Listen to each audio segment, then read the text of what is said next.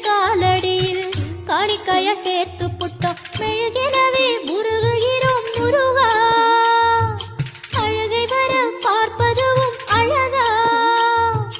உப்பு காத்து ஊத காத்து சுற்றும் கடலு கரைய பார்த்து சத்தியமா கோயில் கொண்ட சுப்பையா எங்க குப்பத்துக்கு குல விளக்கு நீ ஐயா திருச்செந்தூர் ஆண்டவனே வேல் முருகா தினமுனக்கு நன்றி சொல்வோம்